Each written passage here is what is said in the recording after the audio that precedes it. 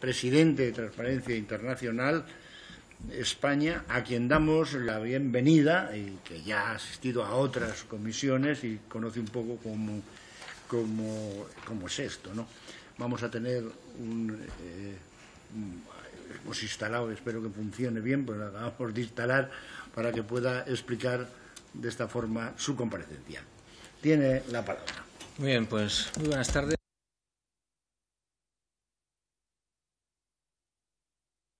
Estar aquí. Yo vengo como representante de una organización de la sociedad civil, presidente de Transparencia Internacional. Soy profesor universitario en todo caso, pero bueno, vengo más bien fundamentalmente en el rol de esta ONG.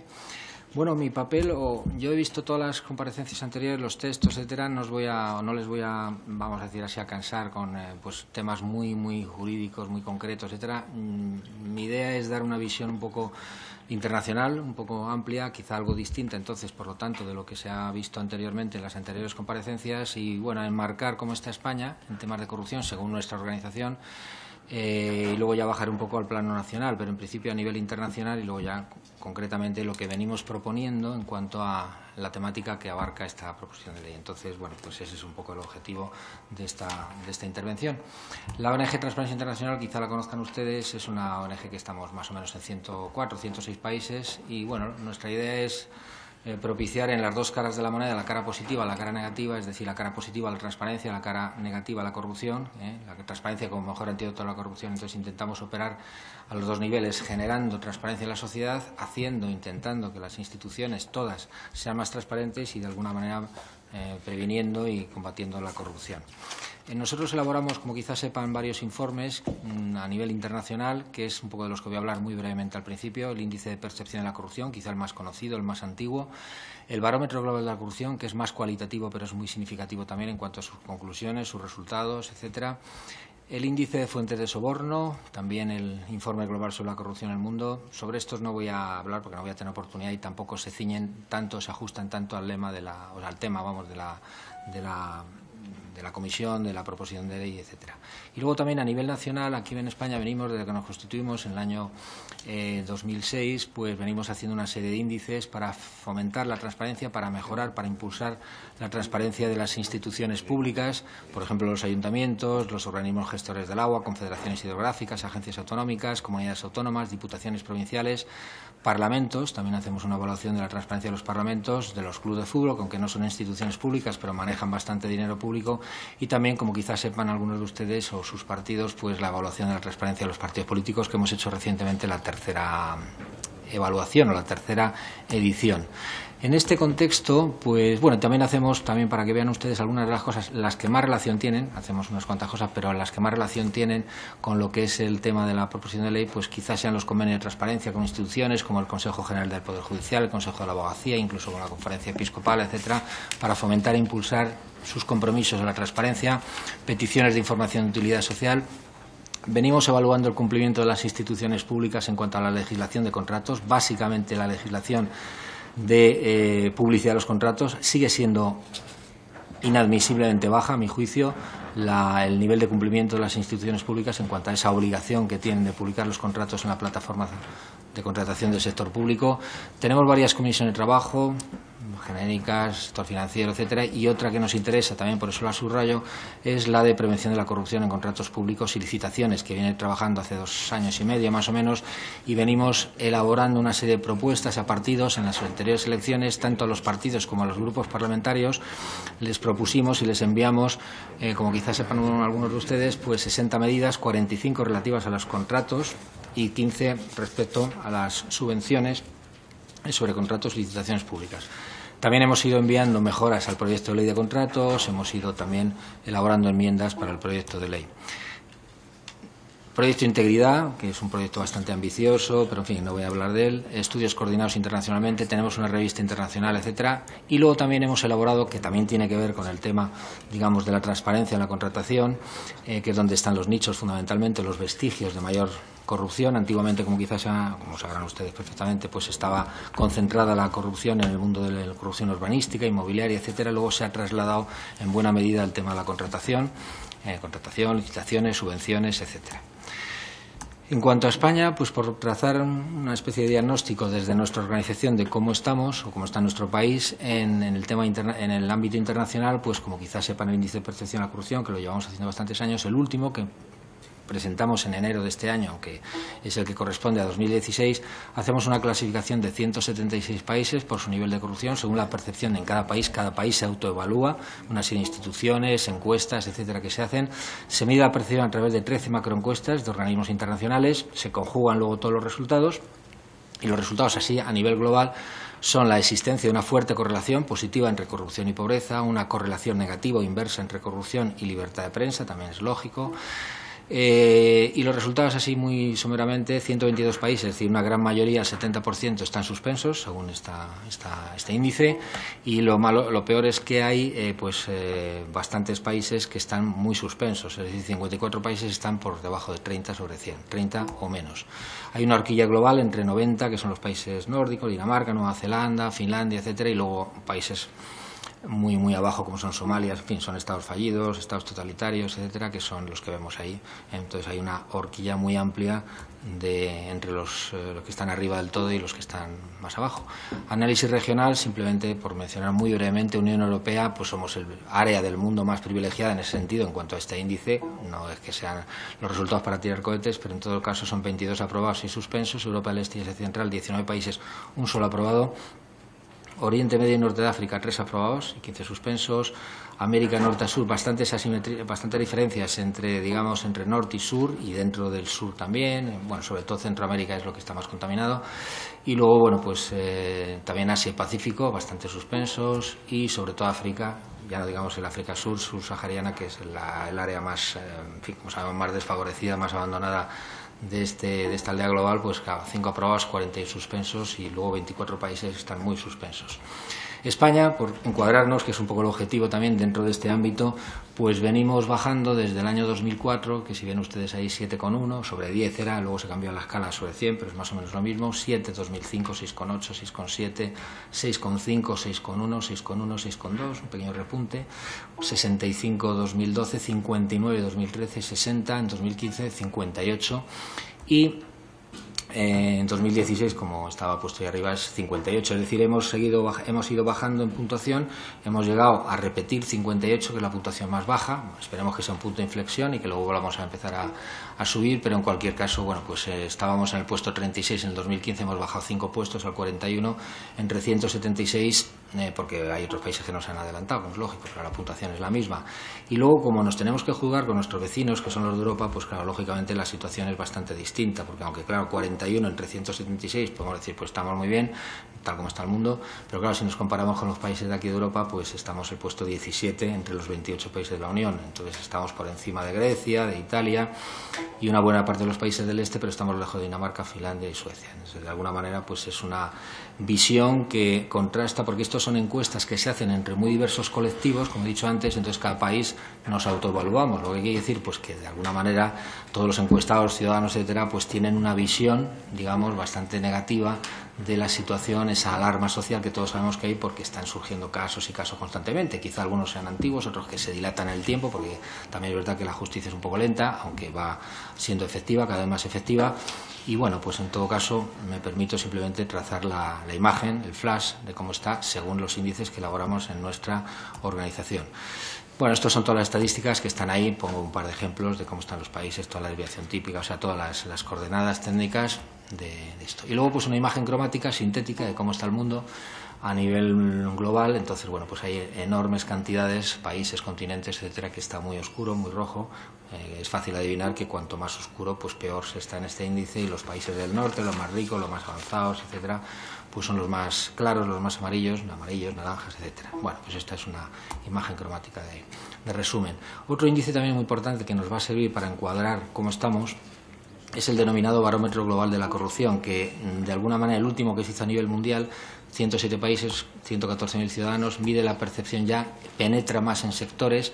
Ven ustedes que partidos políticos, parlamentos, ejército, etcétera, funcionarios públicos, hacen una especie de encuadramiento en distintos sectores de la sociedad, de la economía, en fin, del país, y los resultados, bueno, y mide también las experiencias de los ciudadanos en el pago de sobornos, la opinión sobre la eficacia de los gobiernos en la lucha contra la corrupción, que es bastante baja en general, la voluntad de los ciudadanos de participar activamente con revolución muy alta. Lo que pasa en los países, y es un poco el tema también relacionado con la proposición de ley por la que estamos aquí, pues claro, si a los ciudadanos no les protegen o no se sienten seguros, pues evidentemente repiten bastante esas ganas que tienen de participar activamente. Más de la mitad de los ciudadanos del mundo afirma que la corrupción ha aumentado. Los partidos políticos, con perdón, pero los partidos políticos en todo el mundo, en general, son el sector peor evaluado. De 1 a 5, aquí la escala de 1 a 5, 5 es lo peor, pues 3,8, que es muy alto a nivel mundial, y en España peor todavía, 4,4, con lo cual solo hay 7 países que superan a España, lo cual da una imagen un poco de la desafección que todos conocemos de la ciudadanía con los partidos políticos. Esa es la situación. Y a nivel mundial también más de 1 de cada 4 ciudadanos ha pagado sobornos en el último año, y en 14 países, además de África y Asia, más de la mitad de la gente, de los ciudadanos han pagado, que son los que menos pueden, además, normalmente los que tienen que pagar para que les den lo más básico, a veces para obtener lo más básico. Y luego, bueno, estos son los cuadros, están este y otros muchos años, digamos, publicados en nuestra página web. Pueden ver ustedes que los partidos políticos, que es la columna de izquierda, porque, digamos, donde está la columna, perdón, la casilla oscurecida, vamos a decir así, pues son los peores o los peor evaluados de cada sitio. Entonces, los partidos políticos, también la policía está muy contaminada en muchos países, y los jueces en muchos, no aquí, pero en muchos sí. Entonces, bueno, no voy a entrar en ello, como es lógico. Y luego el barómetro global de la corrupción 2016, que ya es regional, el otro era mundial, este regional, abarca solamente 42 países de aquí, de este área más o menos, de Europa, Asia Central, 60.000 ciudadanos. Simplemente voy a poner también el néctar, es decir, lo más significativo, que es 2 de cada 3 ciudadanos en España dice que la corrupción es uno de los problemas más graves del país. Venimos viendo en las encuestas de CIS que es el segundo, bueno, ha cambiado ahora, ha pasado a ser el tercero por cuestiones circunstanciales, pero vamos, siempre ha sido el segundo, lógicamente después del paro, del desempleo. Entonces es uno de los problemas más graves del país, es la proporción más alta junto con Moldavia y Kosovo en este área.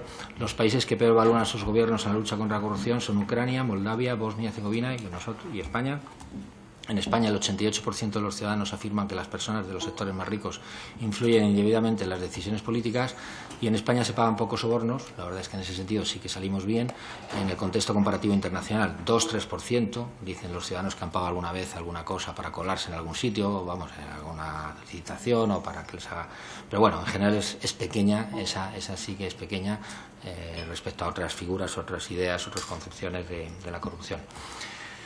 Un 19% de los españoles aceptan la corrupción, eso es muy preocupante, casi un 20%, 1 de cada 5 españoles aceptan la corrupción como algo normal, como algo del paisaje, digamos, como que no se puede hacer nada, hay un cierto fatalismo, hay que luchar contra eso. Los ciudadanos consideran que es un deber, y es por lo subrayado por la relación con la proposición de ley, los ciudadanos consideran que es un deber y están dispuestos a denunciar los actos de corrupción. Sin embargo, en la práctica no lo hacen por temor a represalias, lógicamente, porque tienen confidencialidad o anonimato, por lo menos confidencialidad en las denuncias. Y luego las recomendaciones del barómetro global, bueno, estos son un poco a nivel internacional: adopción de normas legales transparentes, aumentar la independencia del Poder Judicial respecto al Gobierno, Poder Ejecutivo, desarrollar leyes que protejan, como es este caso, o esta es la idea de la proposición actual de ley, de denunciantes de fraude y corrupción.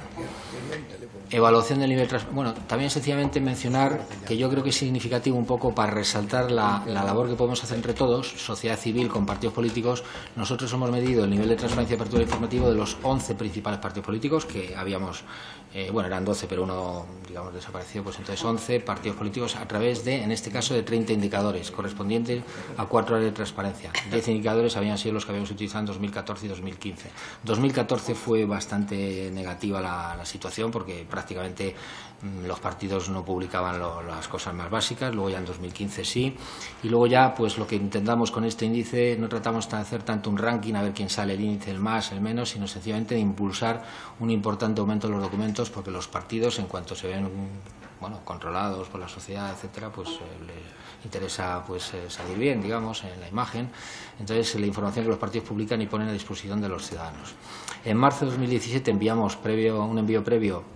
Nosotros solemos hacer en nuestros índices, enviamos el cuadro de indicadores, como si dijéramos el examen. Yo, que soy profesor universitario, pues como si mandara a los alumnos el examen para que se lo fueran preparando, pues hacemos eso, les enviamos los 30 indicadores a todos los partidos. Y luego, entre abril y junio, en esos 3 meses, les enviamos sucesivamente. En esta ocasión hemos ido enviando distintas evaluaciones intermedias para impulsar, para que se animaran un poco pues a ir publicando cosas, mejorando su nivel, etcétera. Y entonces pues han publicado bastantes más cosas. Es decir, aproximadamente Bueno, primera evaluación, puntuación media era, nada, 9,5 sobre 30, o sea, ni la tercera parte. Luego la segunda evaluación que les enviamos ya, porque fueron publicando cosas, 14,5, en la tercera 18,1, en la cuarta 25,1, y ya la puntuación media definitiva fue 27,7 sobre 30, que está bastante bien. Al final, en esos 3 meses, han subido los partidos unos 220 documentos a la web, porque de alguna manera pues han sentido impulsados o propiciados un poco por la sociedad civil, en este caso, por TI. Y eso es un poco, digamos, una especie de exponente. Bueno, estos son todas las valoraciones de todos los partidos, de todos los indicadores, no vale la pena, por supuesto, entrar, porque no, por falta de tiempo, lógicamente. Luego también hemos hecho un nivel de cumplimiento, es otro ejemplo de cómo la sociedad civil podemos contribuir de alguna forma al nivel de cumplimiento por el Gobierno español de los compromisos contra la corrupción. Se había comprometido a 26 compromisos en mayo de 2016 en la cumbre de Londres, y TI España vinimos haciendo un seguimiento de estos compromisos, los objetivos, porque nos pidieron de Berlín, que es donde está nuestra sede, que si podíamos hacer de los países que se habían comprometido a hacer un seguimiento, y entonces lo hicimos con el objetivo, lógicamente, que mejorara, por la imagen de España y porque también se benefician los ciudadanos, lógicamente. Entonces instamos al Gobierno a mejorar el nivel de cumplimiento. El nivel de cumplimiento era muy bajo cuando lo hicimos a 1 de junio. Solamente cumplían 3 de los 26 compromisos, y luego, después de diversas reuniones con el Ministerio de Justicia, etcétera, que tuvimos, pues al final publicaron bastantes cosas, y el informe definitivo que hicimos un poquito antes del verano, 25 de julio, o sea, de agosto, pues era pues 20 compromisos cumplidos, 5 en proceso y 1 cumplido, con lo cual, bueno, pues de alguna manera se ha conseguido un poco que mejore bastante la imagen, en fin, y sobre todo la información esa que está a disposición de los ciudadanos. El estudio también venimos haciendo, presionando, y no sé si sirve para mucho, pero bueno, para algo va sirviendo, el estudio sobre cumplimiento legal en publicación de los contratos de entidades públicas. Como sabrán ustedes, las instituciones públicas dejan que desear, es la conclusión. En buenas prácticas incumplen mayoritariamente la normativa legal. La mayoría de instituciones públicas analizadas no cumplen la obligación legal. Como quizás sepan, hay una ley de 20-2013 que entró en vigor en el año 14 de garantía de la unidad de mercado, de publicar todos sus contratos y licitaciones en ese lugar común que es la plataforma de contratación del sector público, que es donde podemos ir todos los ciudadanos, las empresas, los universitarios, etcétera, a que esté ahí todo publicado. Es que tiene que estar ahí porque es obligación legal. Bueno, pues en octubre de 2017, ahora hace poco, hemos presentado, el otro día, la cuarta tanda, digamos, el cuarto estudio sobre el nivel de cumplimiento. Las anteriores se realizaron en enero, julio de 2016 y en marzo de 2017. Se han evaluado 5 colectivos de instituciones públicas, ayuntamientos, solamente los 110 grandes, claro, porque ayuntamientos hay 8.116 en España, pero bueno, los 110 grandes acumulan más de la mitad de la población española, diputaciones, comunidades autónomas, parlamentos y universidades públicas. Mejora, claro, que menos, mejora en el número de instituciones públicas que ha pasado a cumplir la obligación legal, pero sigue siendo amplio y preocupante el número de instituciones que continúan incumpliendo tal normativa. Resulta necesaria una información sobre contratos centralizada, es muy importante, por tema de transparencia, por tema de prevención de la corrupción, por tema, yo soy economista, por tema de eficiencia económica, porque si está toda la información en un sitio se pueden hacer muchísimo más aprovechamiento, comparaciones, análisis, mejoras, etcétera. Además de que lo fundamental es que es legalmente obligatoria, que sería la principal razón, obviamente, de que se cumpla esa normativa. Este es un cuadro de resumen, están todas las tablas publicadas, por supuesto, todos los años, pero bueno, para que veamos, de los ayuntamientos, pues había en enero del año pasado solamente 29 cumplían la obligación. Ahora, al final, en octubre de 2017, pues ya son 61 los ayuntamientos que cumplen el 55%, pero quiere decir que hay 45% todavía de los ayuntamientos, grandes ayuntamientos, que no cumplen la ley. Las comunidades autónomas cumplían solamente 3, ahora son 13, 17, de las 17, lógicamente, que hay. Nivel de cumplimiento de las diputaciones, 18, 27, 32, ahora 33, el 73%. Nivel de cumplimiento general de los parlamentos, 5, 5, 9 y 9. Curiosamente, el Congreso no cumple esta normativa, aquí en la Casa, estamos en la Casa, entonces no se cumple, ni el Senado tampoco. Entonces, bueno, los demás vamos poco a poco, vamos mejorando, se va mejorando, pero este es de los más bajos. Y luego las universidades, las universidades públicas, pues es quizá el colectivo que más nivel de cumplimiento tiene, 78%. Bueno, esta es una imagen resumen también de esos estudios que venimos haciendo y que de alguna manera pues tratan de contribuir a que mejore la transparencia y de alguna manera pues también indirectamente que se combata o por lo menos se sirva de herramienta de prevención de la corrupción. Ya para ir acabando, propuestas de transparencia en las que venimos haciendo, porque ya se han contado aquí, Manuel Villoria estuvo aquí porque es de nuestra institución, etcétera, en fin, ya he visto, pero bueno, en cualquier caso no viene mal volver a repetirlas, propuestas para prevenir y combatir la corrupción. Promover la despolitización de los órganos constitucionales que siguen aquí en España atípicamente o comparado con otros países bastante politizados, disminuir de forma significativa el excesivo y desequilibrado poder de los partidos políticos en relación con la sociedad de los ciudadanos, reducción del número de aforados. Ningún país en Europa tiene tantos aforados como aquí, entonces bueno, pues eso está también contemplado dentro de los nuevos proyectos legales. Prohibición legal de la posibilidad de reconocer indultos, también está previsto esa reducción, esa limitación de los indultos, que van en todo caso disminuyendo en estos últimos tiempos, yo creo por presión social, etcétera. Pero es importante que los potenciales corruptos sepan que no van a tener ninguna posibilidad futura de una condenación legal de sus delitos. Disminución sensible del clientelismo político. Hay una enorme proporción de cargos de libre designación todavía en España. Hay que mejorar diversas disposiciones en el ámbito sancionador, con figuras que ya todos más o menos conocemos. Es importante ya que haya por fin un reglamento de la ley de transparencia. Llevamos casi 4 años, en diciembre va a hacer 4 años de que se aprobó la ley y no hay todavía un reglamento. Entonces también es muy importante que se desarrollen, se pormenoricen, se aclaren muchísimas cosas que las instituciones, los funcionarios, los ciudadanos, la sociedad civil no está bien, no queda claro, son zonas grises, muy difusas, etcétera. Publicación de una ley de protección al denunciante, la subrayo porque está lógicamente relacionada con el tema de la proposición de ley, entonces para que los ciudadanos se sientan protegidos. Regulación de los lobbies también está de alguna manera recogido un poco en la proposición de ley. Transparencia de las formaciones políticas, que sean más transparentes. Vamos logrando que vayan siendo más transparentes, por lo que hemos dicho antes. Y luego también que se cumplan estrictamente todos los mandatos del GRECO, del Grupo de Países del Consejo de Europa contra la Corrupción. Cumplimiento de las instituciones públicas de la normativa legal, que como he dicho antes no se cumple y es una de las cosas que vamos animando a las instituciones a través de estos estudios que venimos haciendo y la publicidad de los mismos para que se vayan animando a cumplir la ley. El sistema de libre designación es un sistema viciado porque, claro, curiosamente los secretarios interventores de la administración local pueden ser nombrados por el alcalde, que es el que les va a pagar y les va a dar el complemento, uno de los más importantes componentes de su sueldo, pues es el que se lo paga. Entonces el controlador y controlado, digamos, pues tienen una relación que se rompería si no fuera de libre designación esos nombramientos de esos cargos.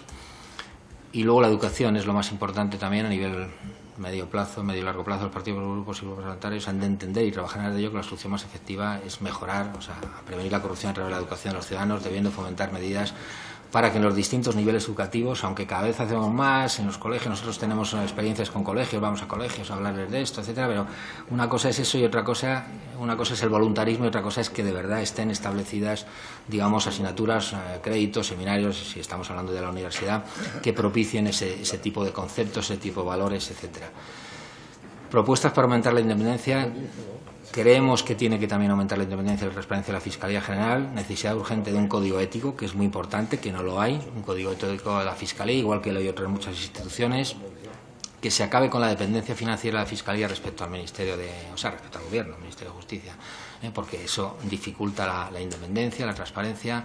Afrontar la escasez de recursos humanos en el sentido de la justicia. Nosotros tenemos uno de los ratios más bajos, estamos cerca de la mitad tanto en jueces como en fiscales por 10.000 habitantes de la Unión Europea en cuanto a número de jueces y número de fiscales.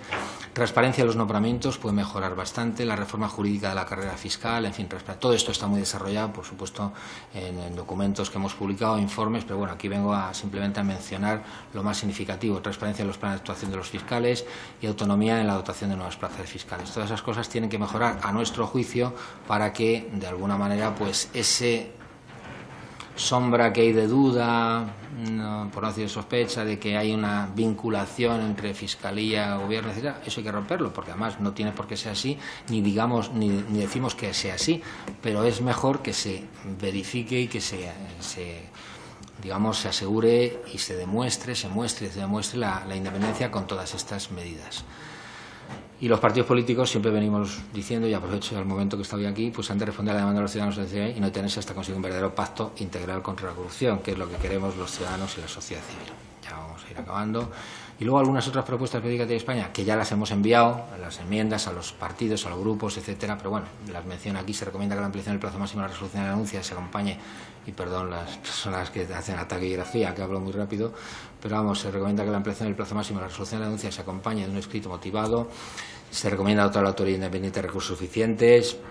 se considera negativo o insuficiente que se provea al denunciante solo de asesoramiento jurídico en representación legal, se considera, en fin, son todo enmiendas que se han dicho ya por algunos de los intervinientes anteriores, que hemos enviado a los grupos, pero bueno, yo me permito aquí volverlas a traer.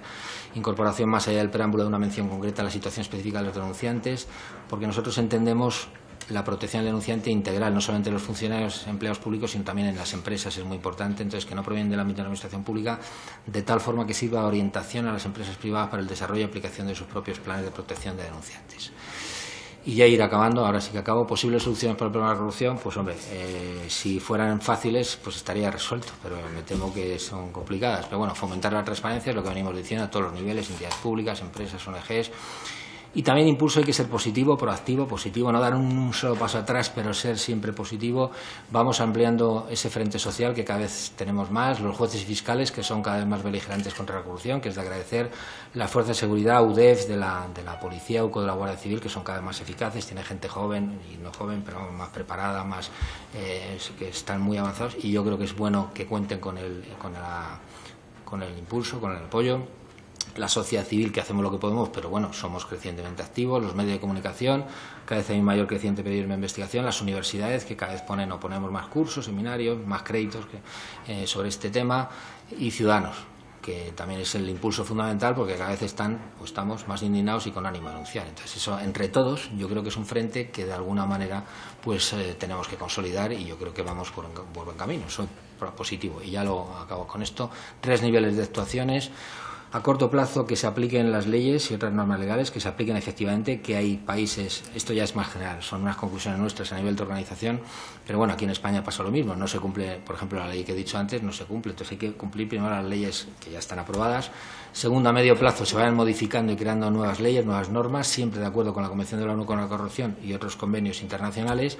Y luego, a largo plazo, vuelvo a decir, es la educación de los ciudadanos, de la infancia, es decir, los niños que van a ser los ciudadanos que van a mandar en la sociedad, van a liderar desde en las escuelas, en las familias. Tenemos que imbuirles ese tipo de valores, ese tipo de conciencia que tienen otros países, que no se les ocurre hacer ciertas cosas, y pues a nosotros tenemos que ser exactamente igual. La gente joven va siendo mejor, yo creo, vamos, en ese sentido más rigurosa, más exigente, pero nos queda mucho camino por recorrer. Y nada más. Bueno, pongo una viñeta de Forges que nos regaló el año pasado, que no sabíamos ni que nos conocía. Esto ocurre para la Transparencia Internacional en España. Es duro, sí, pero es un curro muy fijo y casi eterno, efectivamente. Eso sí, dice la otra señora. Y luego ya tranquis, con picos y palas, nos encontrarán. Ahí están los malos, los corruptos, que saben que nosotros tenemos picos y palas, pero bueno, como tenemos la razón, el apoyo social, etcétera, pues tarde o temprano yo creo que es una batalla ganada. Lo que pasa es que tenemos que ese largo plazo que sea cuanto más corto, mejor. Y nada más, simplemente la página web donde está esto y muchísimas cosas más es la que ven a ustedes ahí, y luego el email, por si alguien quiere hacerme alguna consulta, alguna pregunta, algún comentario, pues también lo pongo a su disposición. Y eso es lo que quería decir. Muchas gracias. Muchas gracias, señor Lizcano, por su exposición. Vamos a comenzar por las intervenciones de los grupos. En primer lugar, por el Grupo Socialista, tiene la palabra el señor Cámara. Muchas gracias, señor presidente.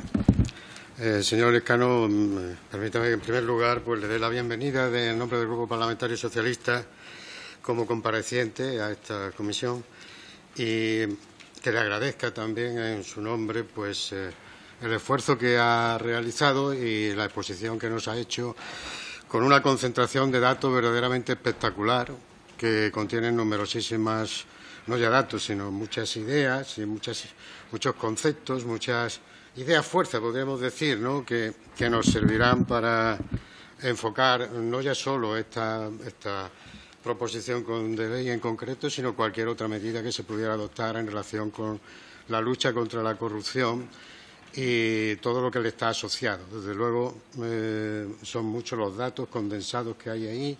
No, es difícil asimilarlo en tan poco tiempo, pero bueno, yo confío en que en general hemos obtenido los más relevantes, y en ese sentido yo le voy a hacer una serie de preguntas. En primer lugar, bueno, partiendo de una consideración que entiendo importante, según los datos que usted nos ha presentado aquí y los que normalmente manejamos, en la relación que España ocupa en el mundo en relación con esta materia, con este problema de la corrupción, no estamos en una posición, digamos, no es una posición buena, pero tampoco es extraordinariamente desastrosa si nos comparamos con el conjunto de los países. cuando ya entramos en una comparación más cercana con los países de nuestro entorno, los países de Europa, pues ya sufrimos notablemente en relación con esa comparación, lo cual quiere decir que estamos en una posición en la que nuestro paradigma de sociedad democrática avanzada, como recoge el preámbulo de la Constitución, nos exige que apuremos al máximo posible para que resolvamos esa situación y la mejoremos todo lo más que podamos. Esa es nuestra obligación y para eso tenemos que poner en juego todos los instrumentos institucionales y legales, que es lo que precisamente queremos hacer con esta proposición de ley, para permitir que un problema que nunca desaparecerá, por desgracia, porque forma parte de la condición humana, pero sí reducirla a la mínima expresión y hacer que sea cada vez más difícil que haya corruptores y corruptos en nuestro país y que todo sea más transparente y todo funcione mejor. Y desde ese punto de vista, pues yo le pregunto si, ya descendiendo a un terreno más concreto, más propio del objeto de esta proposición de ley, le quiero preguntar sobre la opinión que a usted le merece, en términos generales, esta iniciativa, tanto en el fondo como en la forma, que es lo que más nos puede interesar a nosotros, porque, claro, estamos lidiando no solo con una ideación general, sino que tenemos que afinar con procedimientos normativos de qué manera podemos conseguir esos efectos beneficiosos y generales a los que me refería anteriormente. Le pregunto si, de acuerdo con la configuración que esta proposición de ley tiene y al margen de detalles, el modelo que establece, a su juicio, se inserta adecuadamente en nuestro ordenamiento jurídico. Es más, le pregunto, ¿considera que las propuestas de transparencia internacional, en concreto las de ustedes, en relación con esta proposición de ley, que también las ha desgranado usted hoy aquí, están adecuadamente recogidas o hay algo que haya usted visto que no satisface esos parámetros de transparencia y de rigor de los que usted nos hablaba en su exposición? En definitiva, retomando el chiste de Forges, ¿esta ley es algo más que pico y pala? Sería la pregunta, ¿no?, en definitiva, para usted. Sobre otras cuestiones nos interesaría también conocer su opinión. Teniendo en cuenta la diversidad de escenarios o vías a las que un denunciante puede acudir, según esta ley, esta proposición de ley, ¿no sería más adecuado, pregunto, establecer un catálogo general de los derechos y mecanismos de protección de los llamados denunciantes o alertadores que definiera su estatus y los acompañara con independencia de la vía a la que decidan acudir? Esta es una pregunta que le estoy haciendo a todos los comparecientes, aunque hasta ahora no he tenido mucha suerte, no he obtenido respuestas. También se ha referido usted y le puedo interrumpir antes de que se me olvide. Simplemente, ¿puede repetir el catálogo? ¿Qué sería sí, el catálogo, a nivel objetivo o subjetivo? Claro, aquí se establece un catálogo de derechos del denunciante. Entonces, mi pregunta es, ese catálogo, en vez de establecerlo en una ley específica sobre esta cuestión, ¿no sería más adecuado establecer un catálogo general que, independientemente de la vía que siguiera ese denunciante, es decir, la vía que es administrativa que se abre aquí, o las vías que le ofrece el ordenamiento en ámbito judicial, pues sería mejor que se definiera un catálogo general que le acompañara, que el denunciante pudiera llevar bajo el brazo y esgrimirlo donde correspondiese, ¿no?, para unificar precisamente la protección que cualquier denunciante puede tener. Se establece también en esta proposición el derecho a la asesoría legal gratuita de los denunciantes. Y usted se ha referido a ello también como una medida importante. Incluso se ha preguntado sobre la defensa jurídica, no preguntado, se ha pronunciado sobre la necesidad de que esa defensa sea también una defensa jurídica en cuantos procedimientos se puedan derivar de la denuncia presentada.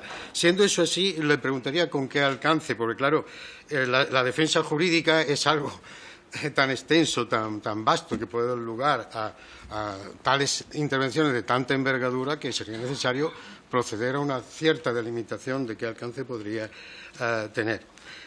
Sobre el procedimiento de denuncia y protección, le pregunto si considera usted que están bien delimitados en el procedimiento ante la Autoridad Independiente de Integridad Pública los respectivos ámbitos de actuación de esta autoridad respecto de los que son propios del Ministerio Fiscal y de los órganos judiciales. Y luego hay otra serie de preguntas. ¿Estima usted que la autoridad independiente pueda, como se establece aquí en esta proposición, concretamente en el artículo 8, letra L, informar y resolver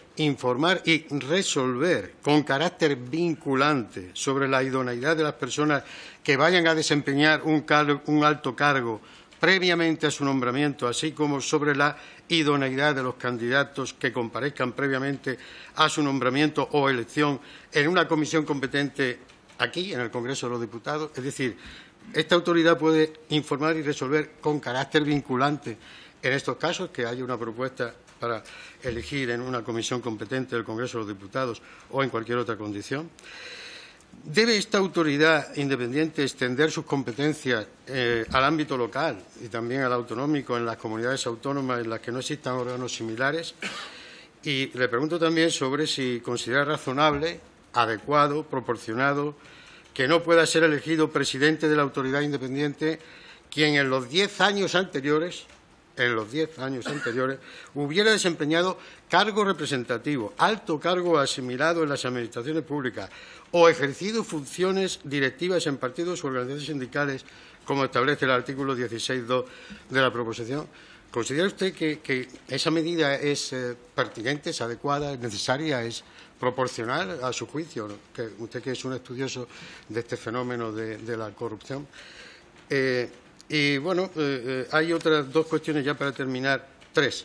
Una de ellas se plantea porque muy recientemente, el pasado día 6, se ha dirigido a nosotros, supongo que a los demás portavoces de los grupos parlamentarios también lo han hecho, la plataforma en defensa de la libertad de información.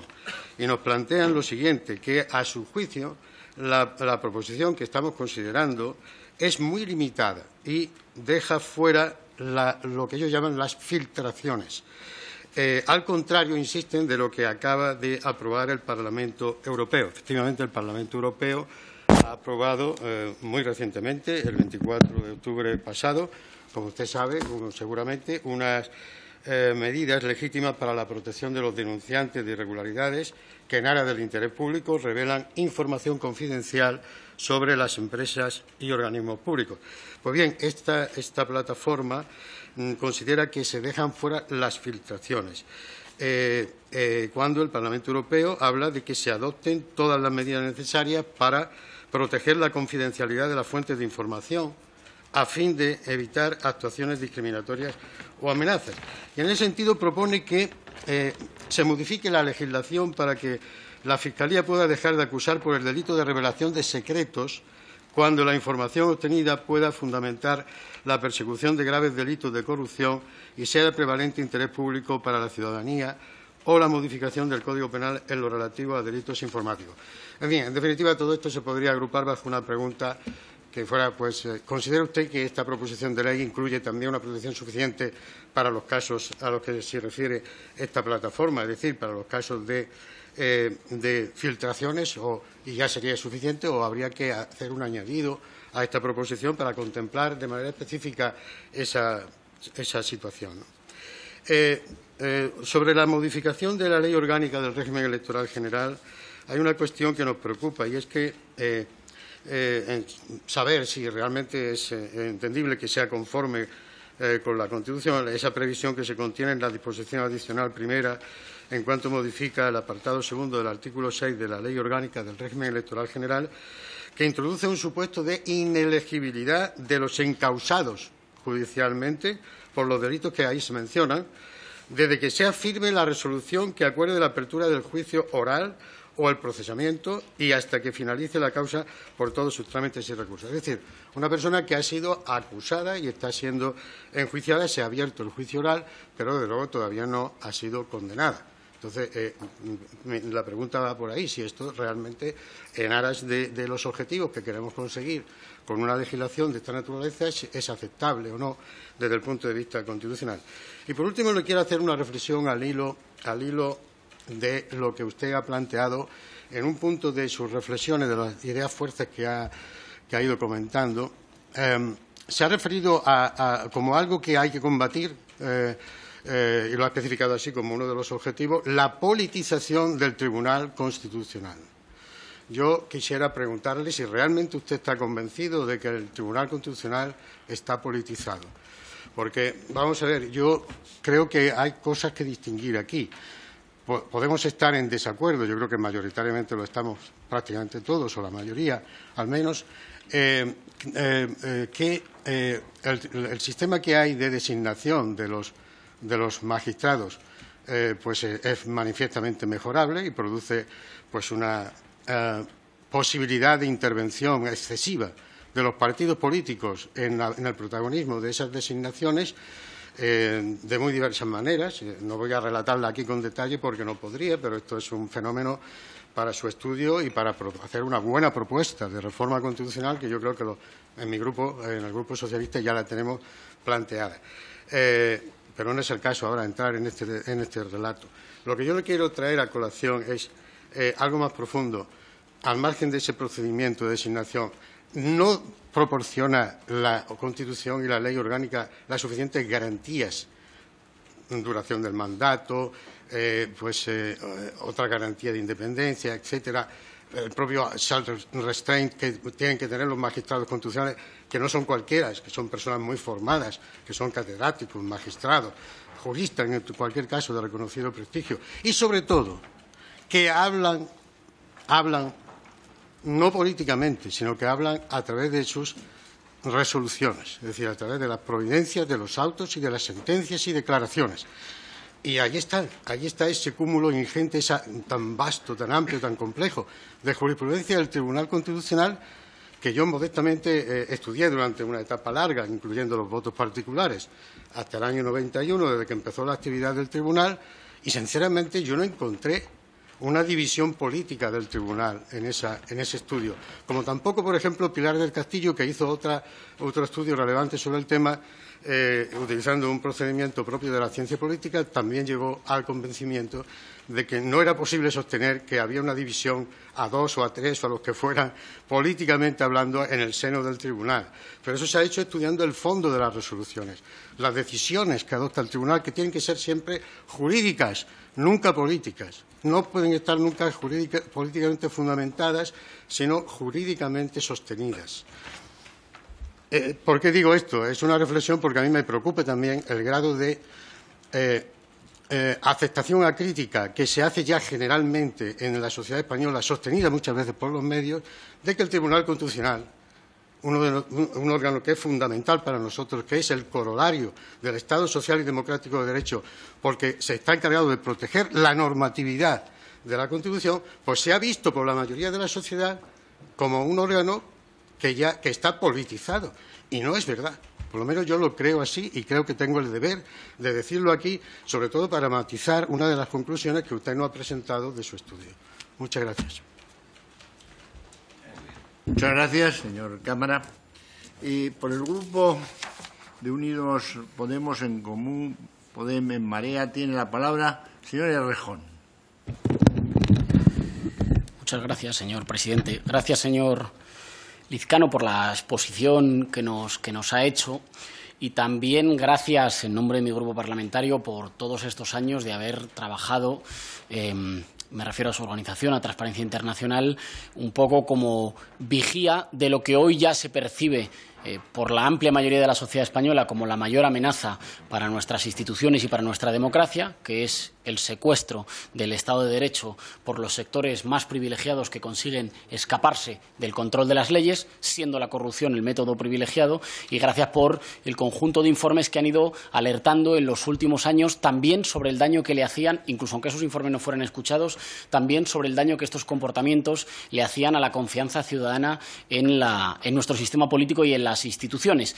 Nosotros siempre hemos sido partícipes de la idea de quien alerta y denuncia sobre el daño corrosivo que la corrupción hace contra nuestra democracia, no solo no atentan contra las instituciones, sino que bien al contrario lo que hacen es defenderlas. Tengo en primer lugar, quiero remitirme en primer lugar a una cita, a una alerta que ustedes hacen en su último informe, que Transparencia Internacional hace en el último informe anual, que comparto al 100% y que me parece que viene terriblemente al caso en los acontecimientos de los últimos días. Dicen ustedes en el informe, la corrupción y la desigualdad se refuerzan mutuamente y crean un círculo vicioso. No basta con realizar ajustes técnicos a leyes específicas contra la corrupción. Se necesita implementar con urgencia reformas sistémicas profundas que puedan contrarrestar el creciente desequilibrio de poder y riqueza, empoderando a los ciudadanos para que pongan freno a la impunidad generalizada por la corrupción, exijan que los poderosos rindan cuentas y realmente tengan voz en las decisiones que afectan a su vida diaria. En este sentido, recientemente, y me van a perdonar un excurso porque, aunque venimos trabajando una proposición de ley, lo hacemos también en un contexto social determinado, quería sacar a colación esa noticia que hemos conocido hace pocos días por un medio de comunicación de los llamados o del escándalo de los llamados Paradise Papers, que implicarían hasta 600 españoles, por lo que conocemos de momento. 600 españoles que habrían sido capaces, merced a conexiones importantes, a tener mucho dinero, a tener las amistades necesarias, de sustraerse al funcionamiento de nuestras instituciones y de no tener que contribuir al desarrollo de nuestra sociedad. Es decir, de utilizar su poder y utilizar y aprovecharse de la opacidad del sistema financiero internacional para, en los momentos más duros para nuestro país, no tener que contribuir y saltarse la ley, enriqueciéndose por ello, atentando contra el bien común. Y ahí le querría preguntar dos cosas. Una, ¿cuáles son, y me consta que ustedes lo han estudiado, los efectos no solo económicos de lastrar el posible desarrollo de nuestra economía, sino también sociales y culturales de la permanente repetición de noticias en este sentido que nos alertan sobre en qué medida una buena parte de la minoría más rica y más privilegiada de nuestro país se salta las leyes y no contribuye con el esfuerzo de nuestro país? Y, en su opinión, ¿cuáles son las medidas que ayudarían más a combatirlo? En segundo lugar,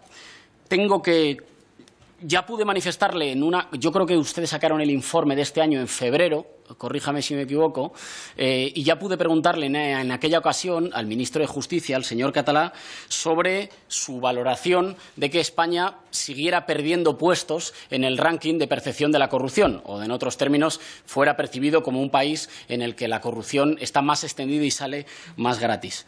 El ministro me contestó con un plantel de medidas institucionales y de reformas legales.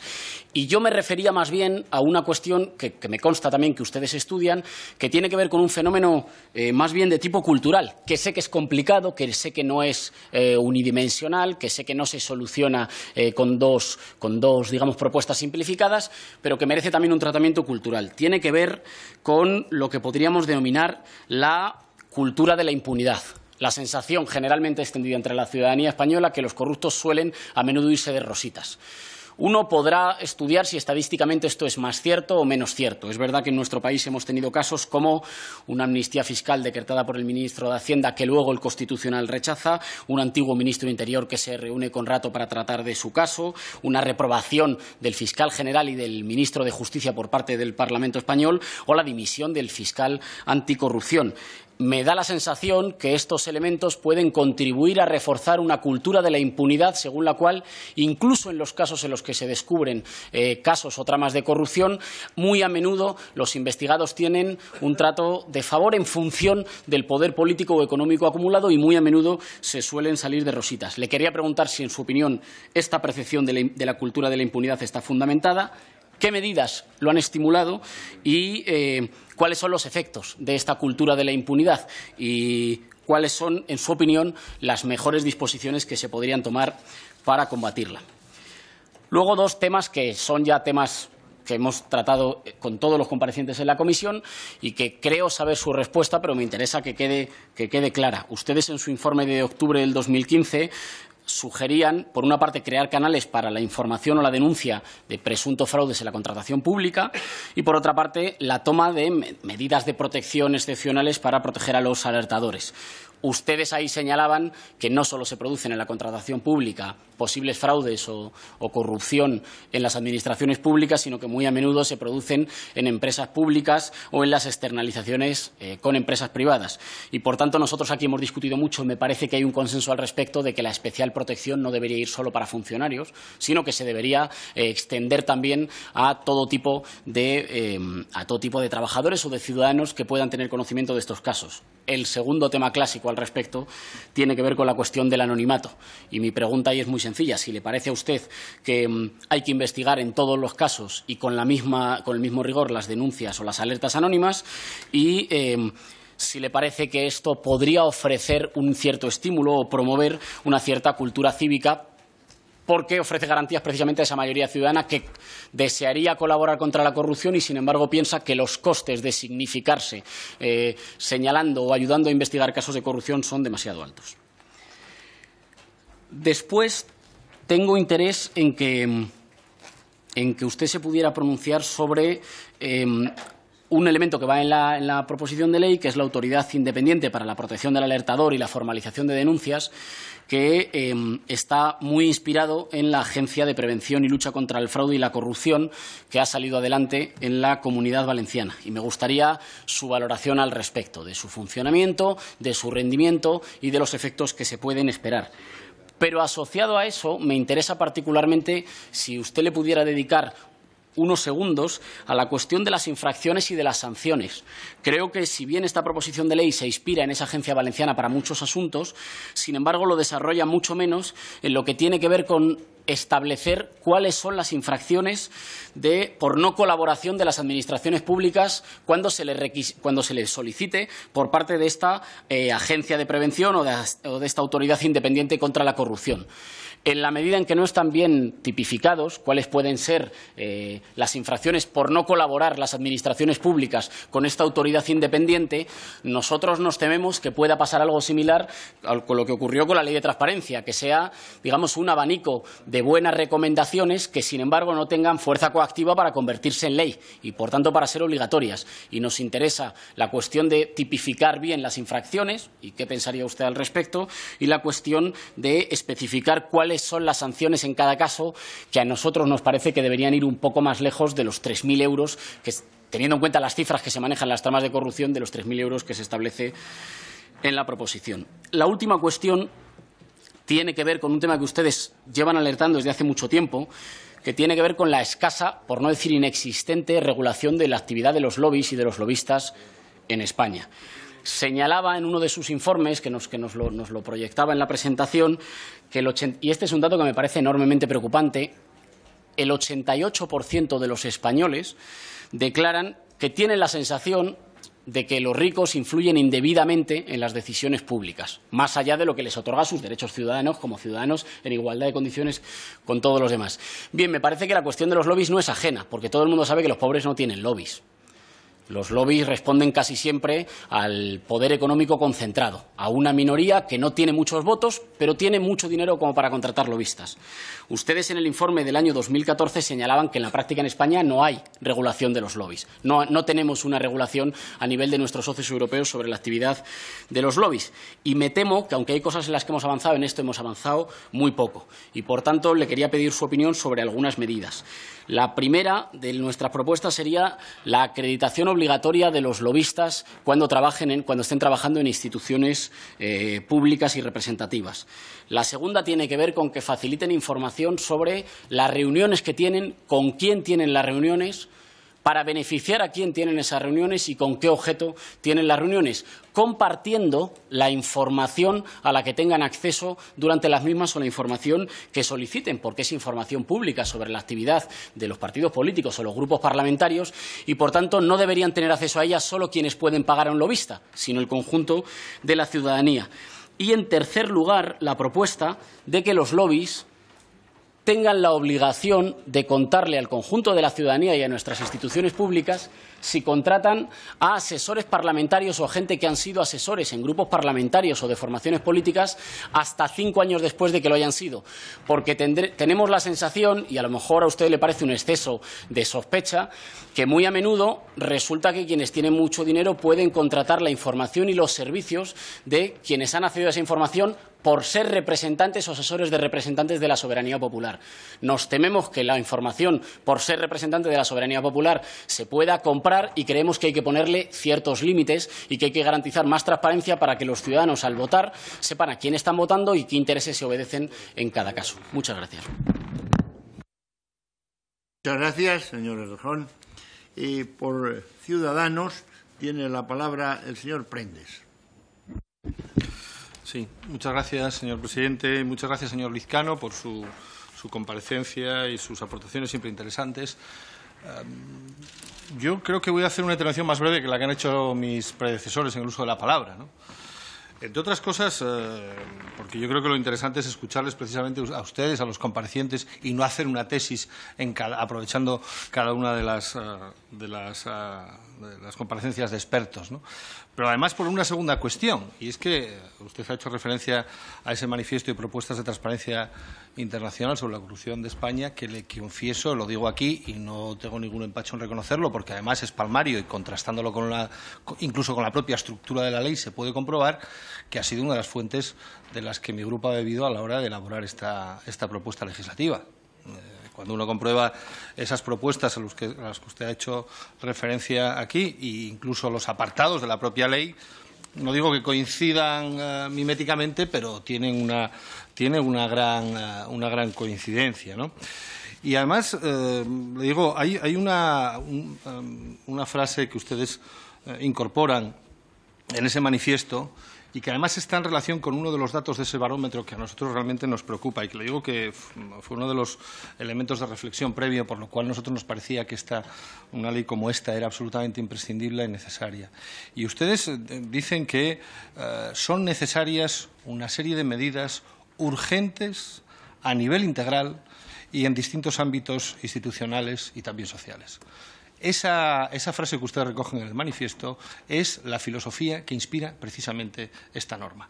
Porque aquí se ha hablado de si a nivel de técnica jurídica es la más adecuada, es la más correcta, si, en fin, cabría quizá otra forma de actuar, desmenuzando todas estas propuestas en distintas proposiciones legales o en modificaciones legales en distintas normas ya existentes. Precisamente nosotros, como partíamos del conocimiento de esos datos, que no son nuevos, que es cierto que ustedes llevan publicando ya desde hace muchos años y están haciendo una labor muy meritoria que yo creo que ha servido para que las administraciones públicas acomoden su comportamiento a las nuevas exigencias de transparencia, no solo las administraciones, también los partidos políticos, y esto es muy importante, pues bien, partiendo de esos datos que ustedes llevan publicando desde hace bastantes años, y ese dato de que el 19% de los ciudadanos españoles, prácticamente el 20% de los ciudadanos españoles, consideran que la corrupción es algo normal, inevitable, con lo que estamos obligados a convivir, es por lo que nosotros pensábamos que hacía falta, y lo he dicho reiteradamente en esta comisión,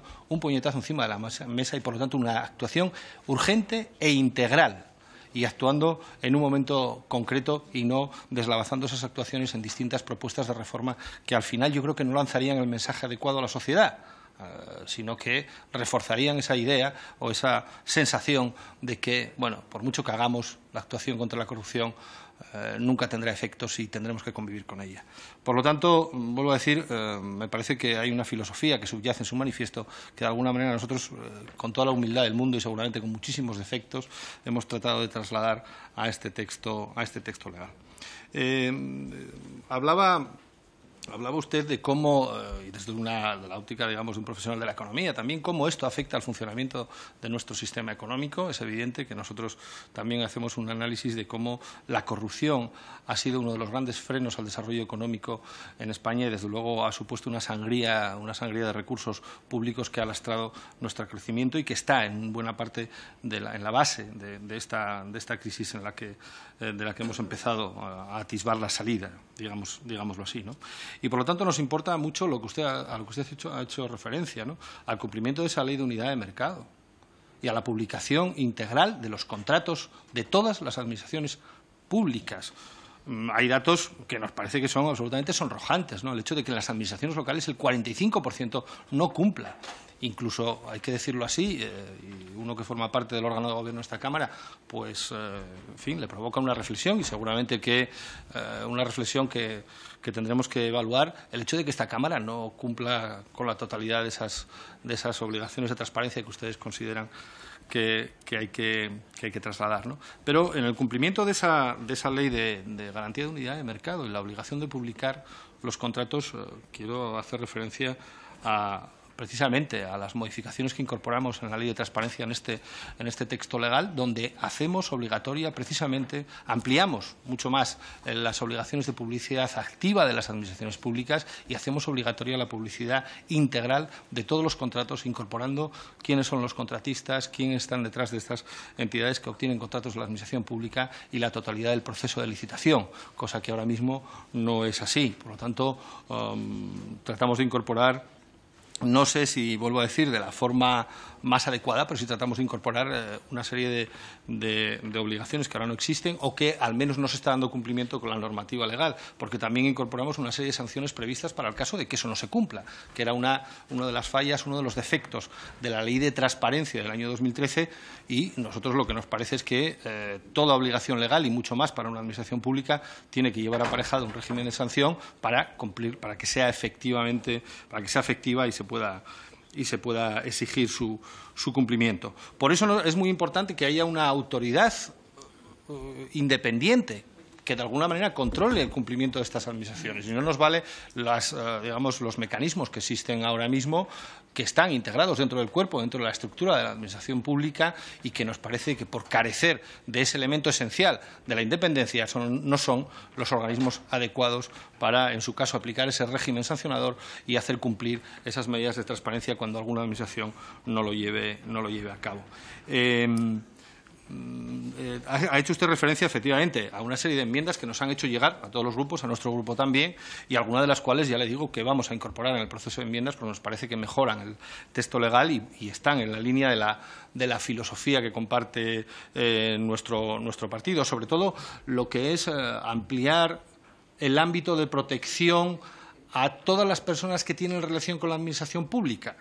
Se decía por algún otro de los comparecientes que no sean esas medidas de protección de los denunciantes no solo a servidores públicos, sino a los empleados o altos cargos de empresas públicas o incluso de empresas del sector privado que contratan con la administración pública, que de alguna manera entran en relación con la administración y con el dinero público y que, por lo tanto, pueden ser susceptibles de facilitar esos datos de corrupción, ¿no? Ser denunciantes, por lo tanto, de la corrupción.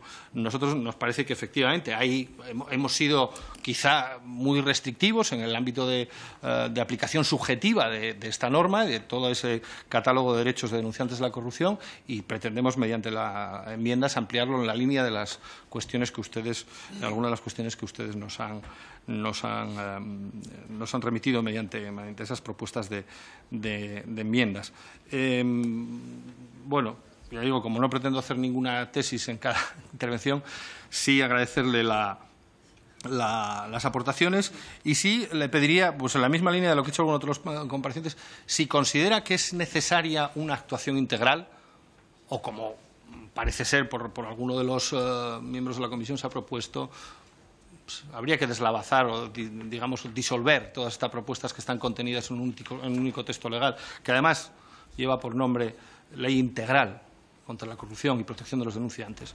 Si habría que hacerlo, modificando puntualmente textos normativos ya existentes, o es bueno que haya una ley que se denomine así, Ley Integral contra la corrupción y protección de los denunciantes, ¿no? Que se llame así, que por lo tanto incorpore esa filosofía de actuación urgente, integral y en distintos ámbitos legales y, bueno, evidentemente que llevan también, unos compromisos de carácter político y de carácter social, ¿no? Nada más, muchas gracias, y esa es la única cuestión que yo en todo caso le planteo. Muchas gracias. Muchas gracias, señor Prendes. Por el Grupo Vasco PNV tiene la palabra el señor Legarda. Sí, muchas gracias, presidente, y también muchas gracias a nuestro invitado por las explicaciones que nos ha dado. Yo simplemente 3 cuestiones plantear. La primera es si le parece que está bien definido en la norma, el concepto de corrupción, porque es una ley de protección de denunciantes de corrupción. Pero no hay una definición en la norma de corrupción, no sabemos lo que es corrupción. Es corrupción, dice, hechos constitutivos de delito. Y dice, bueno, no de todos los delitos, dice de aquellos contra la administración pública o la hacienda pública.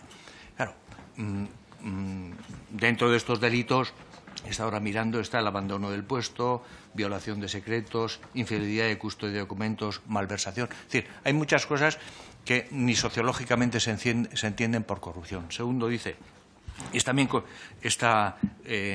tiene los privilegios, digamos, y la obligación de investigación por la autoridad independiente, dice, cualquier infracción administrativa. Me parece una divergencia en interpretación de la ley de contratos, ¿no? En fin, que no tiene ningún contenido de corrupción. Y tercero, dice, las responsabilidades por alcance, que por cierto son del Tribunal de Cuentas. Mi pregunta es, ¿podemos funcionar con una ley así? Que no sabemos realmente, bueno, es de tal amplio espectro lo que puede ir cualquier funcionario o ciudadano a denunciar ante esta autoridad, que es una competencia cuasi universal. Cualquier infracción administrativa, cualquier infracción, voy a decir, al Código Penal y cualquier materia que pudiera tocar por alcance al Tribunal de Cuentas. Esa sería mi primera pregunta. ¿O requeriríamos una norma con mucho más grado de detalle? Una definición puede ser ad hoc de lo que se entienda corrupción, pero con este espectro mi pregunta es. La segunda cuestión es si le parece una medida adecuada subsumir la Oficina de Conflicto de Intereses, que tutela de intereses dentro de la Administración General del Estado, dentro de esta autoridad independiente. El bien jurídico que tutela no es exactamente el bien jurídico que tutela esta norma. Puede haber alguna coincidencia. Y la tercera cuestión es una cuestión un poquito más técnica, jurídica, no sé si me podrá contestar. Si no aprecia una cierta contradicción entre la estructura que diseña esta norma, es decir, la autoridad independiente cuando tiene noticia de una infracción o de un ilícito, bueno, pues al final hace una tramitación inicial y si detecta algo pone en conocimiento de la autoridad administrativa para que incoe un procedimiento disciplinario o, en su caso, de la autoridad fiscal. Sin embargo, este principio se rompe, digamos, con las infracciones que se establecen a la Ley de Transparencia, que funcionaban de igual manera. El Consejo de Transparencia daba cuenta, por el principio de jerarquía, a la autoridad competente, es decir, por el principio jerárquico, para que iniciara el procedimiento sancionador correspondiente.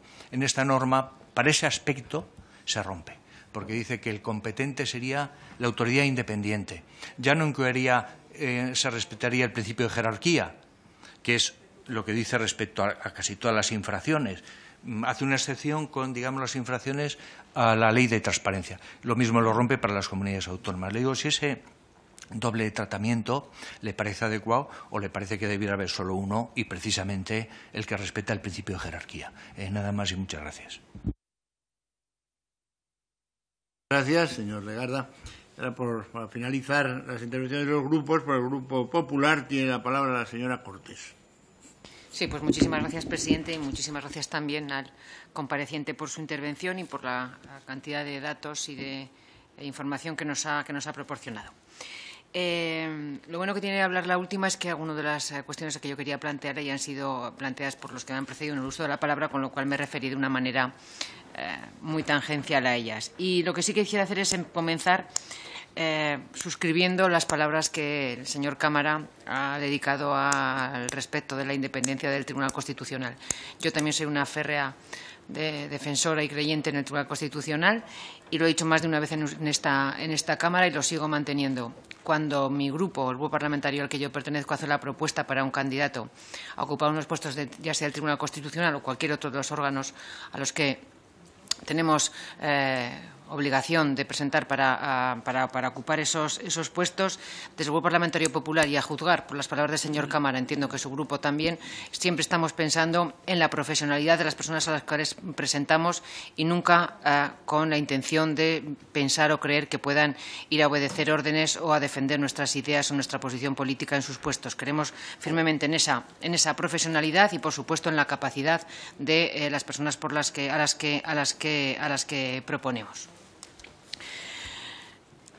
Se ha hablado, el señor Rejón leía un fragmento del informe que emitió Transparencia Internacional en 2006, el del índice de percepción. Pues yo voy a añadir dos frases justo en el punto donde lo ha dejado para hacerle plantearle otra cuestión. Estas reformas deben incluir, dice el informe, la divulgación a través de registros públicos de quiénes son los verdaderos titulares de sociedades. Quizá no quiero utilizar la literalidad, pero sí que me da pie a preguntarle cómo se articula, cómo entiende usted que podría articularse la necesaria compatibilidad que debe haber entre esa divulgación, pero también la protección de determinados datos de carácter personal. Ya digo, no utilizando esa literalidad, pero sí, que es lo que me ha dado pie para preguntarle. Se ha hecho referencia, señor Legarda, al concepto de corrupción. También me gustaría conocer su concepto de corrupción, porque es muy amplio y puede tener muchísimos matices y muchísimas aristas. ¿Considera que la aprobación de la ley que aprobamos aquí en 2015 de control de actividad económico-financiera de los partidos políticos supone un paso en la buena dirección para aumentar la transparencia en la financiación de esos partidos y, en particular, si cree que las nuevas competencias que se atribuyeron al Tribunal de Cuentas, los artículos son 16 y siguientes y concordantes, pueden contribuir a mejorar la imagen de la España que lucha contra la corrupción? Desde su perspectiva, ¿cuáles son los países que han implementado con mayor acierto en su legislación la protección de los denunciantes? Y, en ese sentido, ¿cuáles serían, a su juicio, los elementos clave para un efectivo y un equilibrado sistema de protección del denunciante? Y también se hacía referencia al señor Cámara. ¿Usted cree que esta ley del denunciante tiene un adecuado y un completo y perfecto encaje dentro del ordenamiento jurídico en general y, en particular, esa autoridad independiente cree que no invadiría o no alteraría o no entraría en colisión con competencias de algún órgano, o incluso sus competencias podrían ser asumidas por algún órgano de los que ya existen? Hacía referencia también en alguna de las imágenes que hemos visto y quería preguntarle por eso, ¿cuáles son, a su juicio, las principales razones de la falta de denuncia? Se hablaba de las represalias, quizá también una pérdida o un perjuicio en reputación, razones económicas, miedo a consecuencias legales. ¿Cuáles serían a su juicio? Y también hacía referencia usted a ello. ¿Cómo intensificar la sensibilización hacia la conducta ética que supone la alerta? O digamos que ¿en qué marco de actuaciones debemos implementar ese fomento de la denuncia? Y, por último, algo que también hacía referencia el señor Cámara, y me refiero a disposición adicional cuando se habla de esa reforma de la ley electoral, ley de régimen electoral general, hablando de la inelegibilidad. Y eso me da pie a pensar también, a pedirle su opinión sobre las posibles denuncias falsas. Si las denuncias anónimas o el anonimato podría aumentar o no, sería relevante que pudiese haber más denuncias falsas. Y junto a su opinión sobre las denuncias falsas, también su opinión sobre el hecho de que se le declare inelegible a la persona que en la disposición adicional se refiere, quizás sea una causa de inelegibilidad que entre en conflicto con la Constitución, pero también querría, si no le parece a usted quizás un castigo demasiado duro para una persona que todavía no tiene una sentencia firme, no ha sido condenado.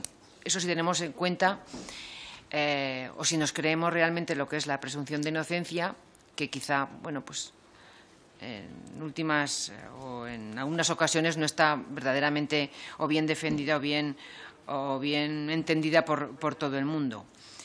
Y junto a esa defensa de la presunción de inocencia, también cuando hablábamos del criterio del concepto de corrupción, yo decía que podía tener muchas aristas y muchos matices. También, si a usted no le parece también que podría ser una forma de corrupción, esos juicios paralelos que a veces se hacen para personas que están siendo simplemente investigadas y que ya hay medios de comunicación que hacen sus propios juicios y que ya tienen casi una sentencia hecha, cuando luego, si luego llega el caso de que esa persona se declara inocente, la influencia o la merma que haya podido tener en esa persona también es una manera de corrupción, digámoslo así. Esas son mis cuestiones. Muchísimas gracias. Agradezco de nuevo su intervención y espero sus respuestas. Gracias. Muchas gracias, señora Cortés. Y para contestar de la forma que le parezca oportuna a las cuestiones planteadas, tiene la palabra el señor Lizcano.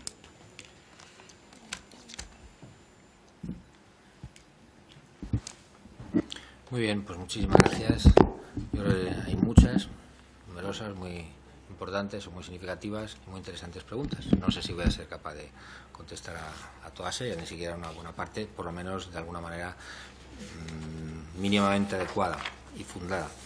Bueno, en cuanto al señor Cámara, del Grupo Socialista, efectivamente, pues la opinión, vamos a decir así, yendo en sentido deductivo de lo general o particular del proyecto de ley, me parece que es todo lo que sea ir avanzando en cuanto a normas legislativas, digamos, contra la corrupción o para prevenir o para proteger a los que quieren denunciar el fraude y la corrupción, me parece muy positiva. Dentro de los muchos modelos que hay, y engarzo contra de las preguntas, porque hay veces que se superponen, no sé, o se solapan las preguntas, pues efectivamente si este modelo es el más idóneo, yo pienso que en todo caso no soy muy partidario de ir troceando, ir cambiando poquito a poco distintas leyes. Yo personalmente el concepto de integralidad, que lo venimos promoviendo en Transparencia Internacional, y yo a nivel académico también, bueno, mi tesis doctoral en los años 70, a finales de los 70, pues era ya sobre todo la dimensión integral de la empresa, es decir, tratar de conjugar distintos elementos, componentes de rentabilidad, dimensión social, etcétera, etcétera. Pues yo a mí el concepto integral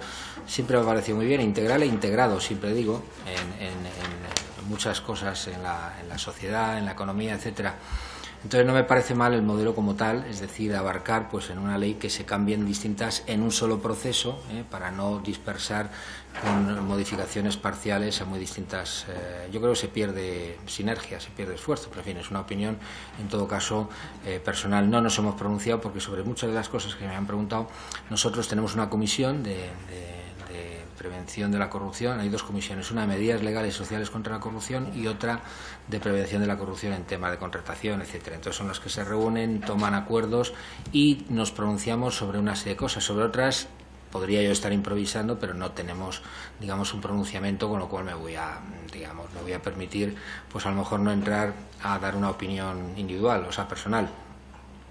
En todo caso, pues de lo que preguntaba del denunciante también, si es importante un catálogo de derechos del denunciante, bueno, podría ser un recorrido general común a todas las instituciones, etcétera, pues todo lo que sea abarcar el amplio espectro de objetos y de sujetos, digamos, en ese catálogo de derechos de los denunciantes, pues a mí me parecería bastante adecuado. Como habrá muchas enmiendas, o sé que hay muchas enmiendas, probablemente algunas de ellas nosotros no recuerdo que hemos presentado, de las que presentamos nosotros, o vamos, de las que mandamos nosotros a los grupos, pero en cualquier caso no me parecería mal. En cuanto al... Perdón, que pensaba que te había sido.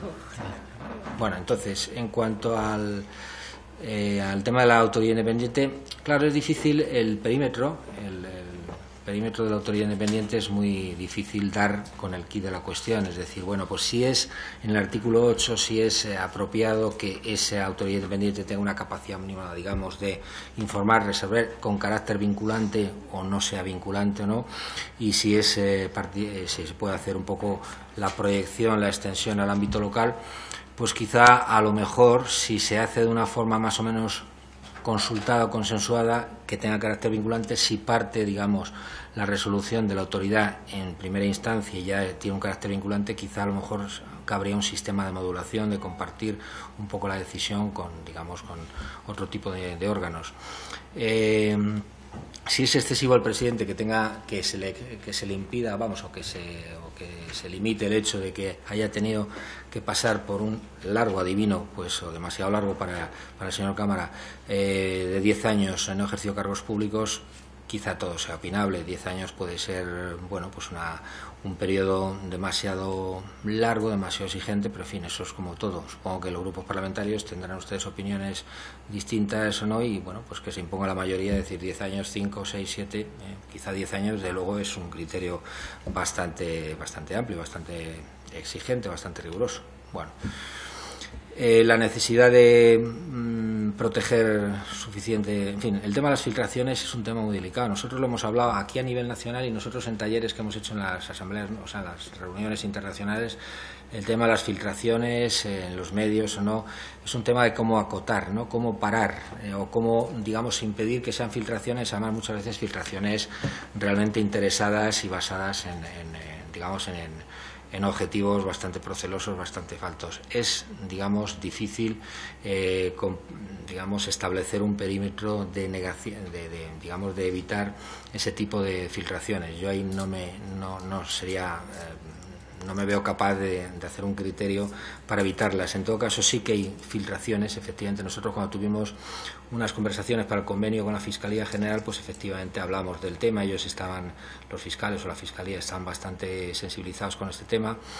Entonces, bueno, pues de alguna manera sí que se podría poner algún tipo de filtro, de acotación, pero bueno, no me atrevería a decir cuál es el mejor sistema jurídicamente hablando. Modificación de la ley electoral, la inexigibilidad, que no sean exigibles, digamos, inexigibilidad de los encausados, juicio oral. Nosotros también se nos ha presentado muchas veces, se nos ha preguntado al respecto. Bueno, ustedes simplemente por una persona esté imputada o lo que se llama investigada ahora, ya tiene que ser ineligible o por lo menos se le tiene que desplazar, sacar aparte, tiene que renunciar, etcétera.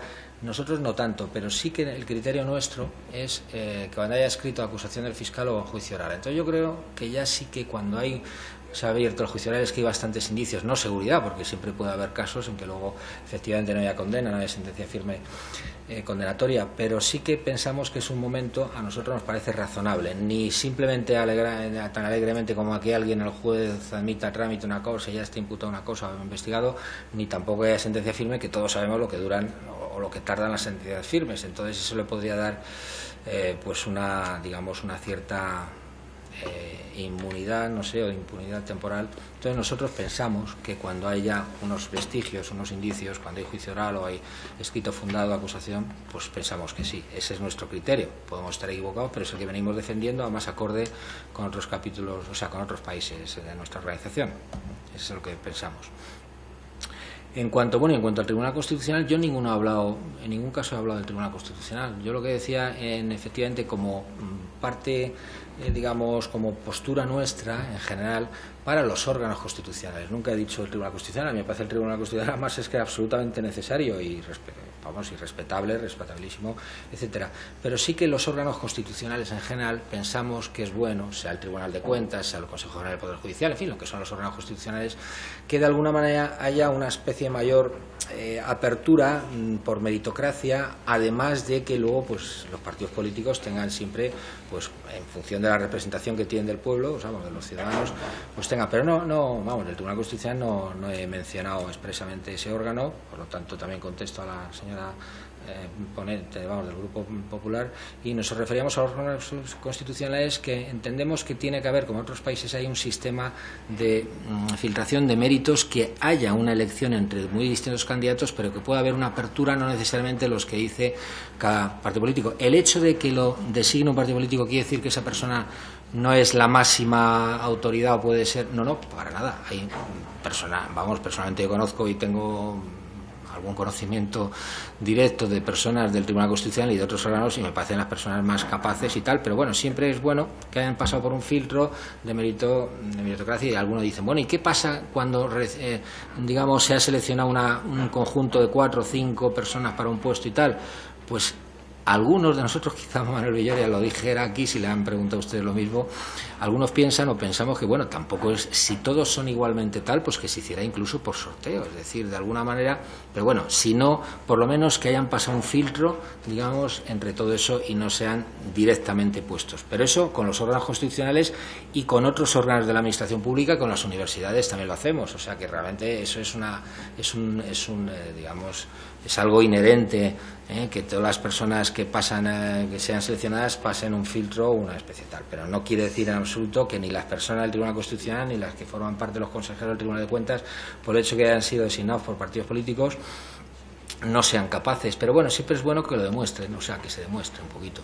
Vale, no quiero entrar, y repito que el Tribunal Constitucional no he hablado de él, porque a mí me parece un órgano fundamental y además en todos los momentos.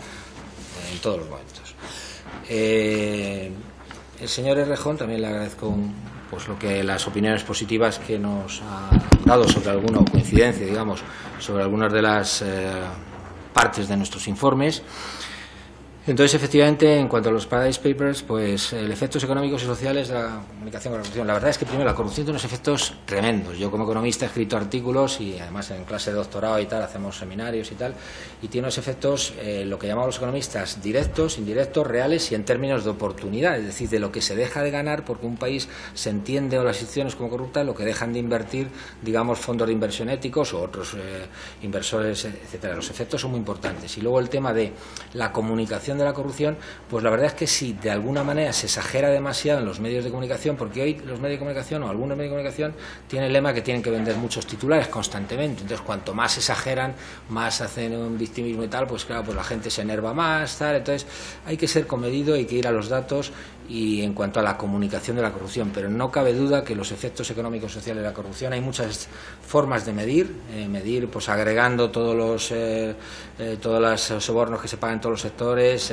digamos todo lo que se deja de invertir, etcétera. Hay muchas formas. Nosotros en la universidad conocemos hasta 7 vías y fuentes, digamos, de cálculo, el Banco Mundial, Transparency International, etcétera, pues hay muchas formas, pero en todo caso los efectos son demoledores. Entonces la gente no se da cuenta o tenemos, para eso estamos nosotros, para que se dé cuenta la gente de los efectos tan absolutamente negativos y no que ese 20%, que yo creo que a lo mejor se ha quedado corto, de los ciudadanos que dicen, bueno, tampoco es tan mal, no sé qué. No, para nada, es que los efectos son muy, muy negativos.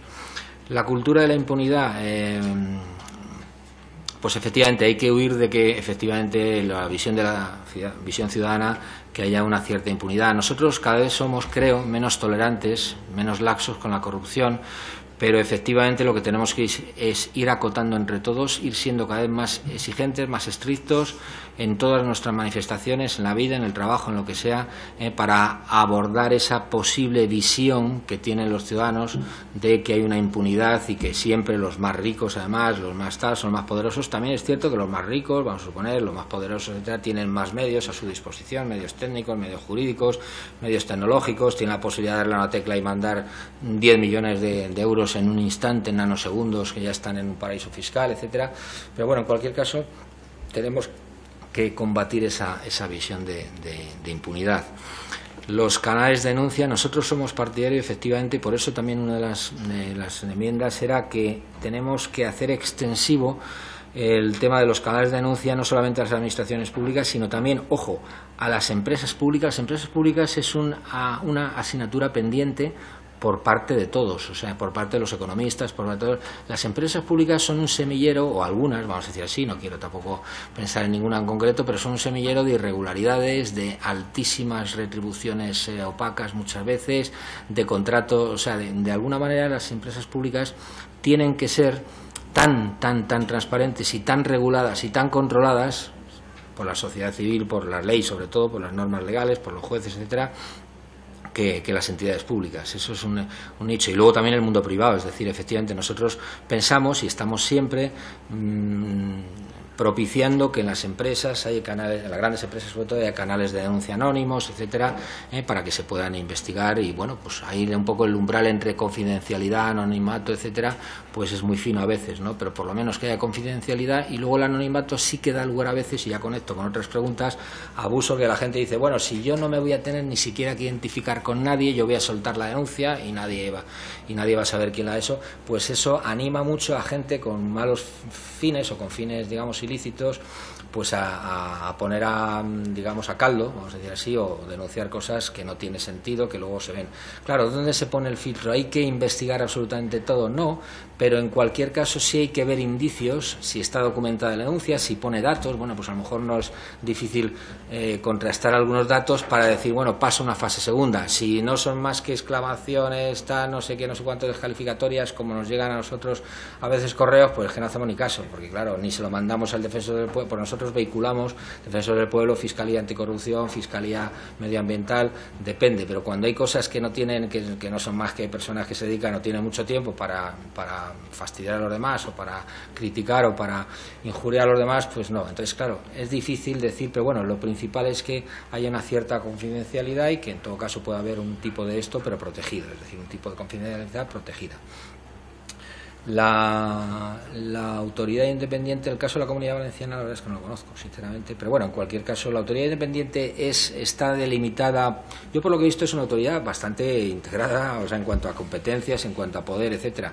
Yo sé que hay algunas enmiendas que probablemente modulen ese tipo de cosas, entonces quizá cuando salga el texto pues será algo distinto a lo mejor a este, y los límites de los 3.000 euros pues a lo mejor se cambien o no, pero en fin, en cualquier caso pues es difícil también opinar porque siempre es en cuestión relativa. Los 3.000 euros son en proporción a ¿qué? A la infracción, etcétera, etcétera, pues tiene que haber una especie de proporcionalidad normalmente.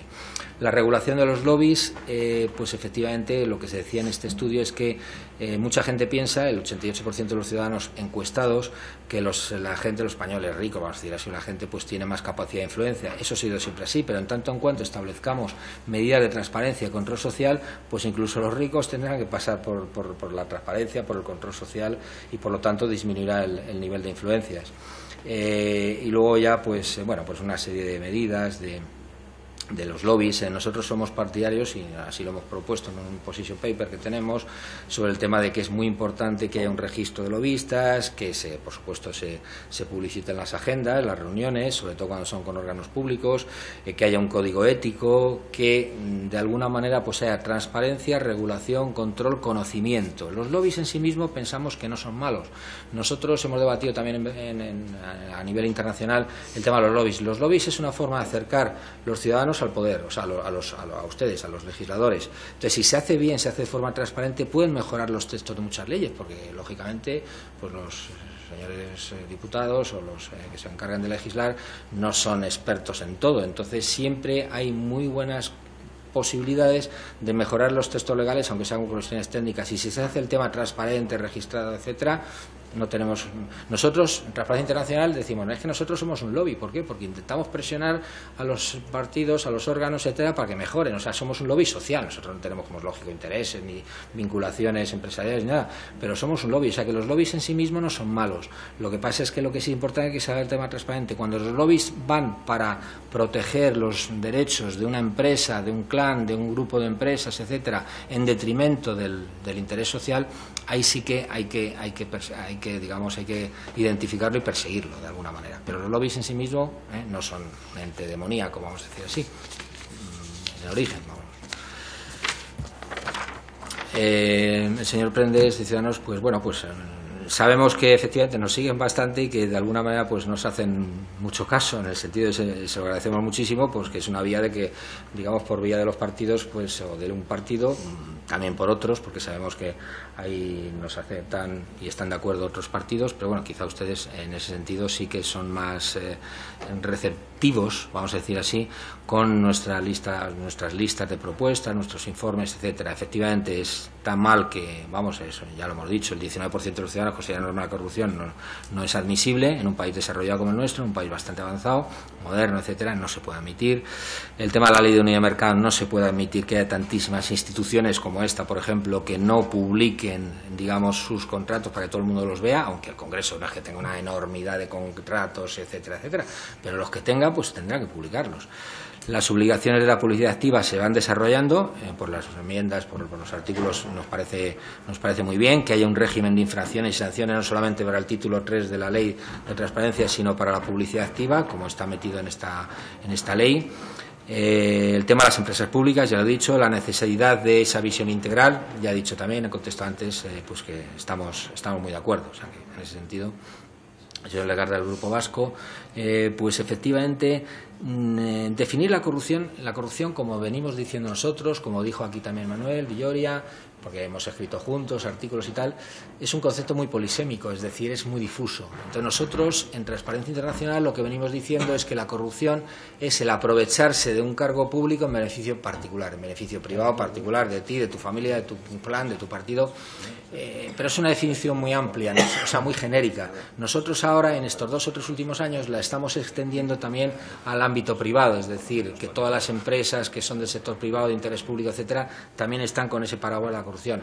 El hecho de dar una definición en una ley, pues se puede dar. Yo, como soy partidario un poco de pues lo más didáctico que sea todo, pero lo que pasa es que si das una definición muy concreta, enseguida te van a poner pegas de que no coge esto, no coge el otro. Entonces, no sé si será necesaria una delimitación conceptual, digamos, exacta de la corrupción, pero en todo caso todo lo que más se acote y se desarrolle, pero en cualquier caso lo fundamental es que en el articulado todos los vestigios de actividades irregulares, etcétera, quizá no tanto, como usted bien dice, de que cualquier infracción administrativa sea calificable como corrupción, no, porque también es verdad que la corrupción es un concepto que todo el mundo ya, cualquier cosa, cualquier infracción fiscal de alguien de esta, ya dice, es un corrupto, tal. No, la corrupción es eso que estamos diciendo, no cualquier conducta delictiva, cualquier infracción administrativa no se puede calificar como corrupción. Entonces, todo lo que se acote, si sería estrictamente necesario llegar a una definición oficial, vamos a decir así, no lo sé. Subsumir la oficina de conflicto de intereses dentro de la autoridad independiente. Bueno, pues efectivamente quizás sea importante si se subsume, pero que tenga una importante nivel de autonomía, aunque esté de alguna manera vinculada. Pero siempre es importante que las instituciones, las oficinas, en este caso agencias, conserven su propia capacidad de autonomía. La señora diputada del PP, el Tribunal Constitucional, credibilidad. Bueno, pues nada, digo lo mismo que el señor Cámara, que el Tribunal Constitucional no he hecho ninguna referencia concreta al Tribunal Constitucional. Me refería a los órganos constitucionales que en tanto en cuanto pues se establezca un mayor filtro, etcétera, pues en cuanto a la. Pero vamos, obviamente, pues no se puede dudar a priori de que las personas que están en los tribunales